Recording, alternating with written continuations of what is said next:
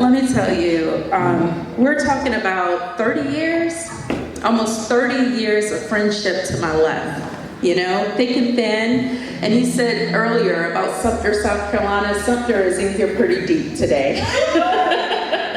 So I'm so proud of you. I really, truly am proud of you. And Rita's always been one of those individuals who you want to aspire to be like, even in grade school, you know? She was always so professional, had an aura about her that was just phenomenal. So what you're seeing now has been a woman in the makings since day one. And I see Mommy in the back. You should be so proud of your daughter. So proud of her. Job well done. Job well done. My name is Vongretchen Nelson. I am currently residing in Sumter, South Carolina, but we'll be relocating to the DC metro area very shortly. I accepted a promotion with my current job, and one of the things that I got involved with about 8 years ago is the environment and conservation. And I noticed that this is an industry that is about 93 to 95% Caucasian. There are not a lot of brown faces, black faces in this particular industry. And I said, how can I make a difference? And one of the things that I kept hearing was people of color do not care about the environment. Black women don't want to get their hair wet, so they're not going to go out there and swim and kayak and do nature trails, nature walks. And you know, I said, well, that myth isn't true, because when I remember back in the sharecropper days, black women was out there picking cotton right next to black men, right? Rain, snow, sleet, you know, we were out there working hard, tending to the gardens and everything. So after I came up and pretty much knocked the bat out of the ball game with their myths on black women and also people of color, they started to see that there is an industry for us.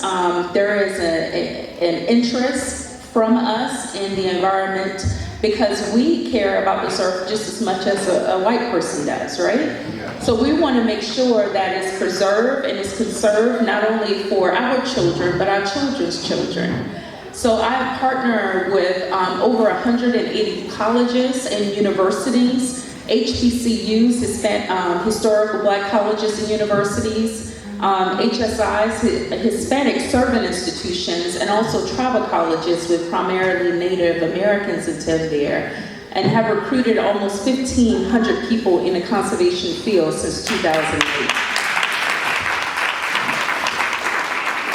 So that's where my heart is now. You know, we're moving the needle. It is a marathon, because we still have the average donor to be a 62-year-old white male in the conservation environmental industry. So it is a marathon, but there are a lot of jobs, there are a lot of lucrative jobs. And to that sister who was up here, I have about 4 jobs available now in Arlington, Virginia. So make sure you see me before you leave out of here today.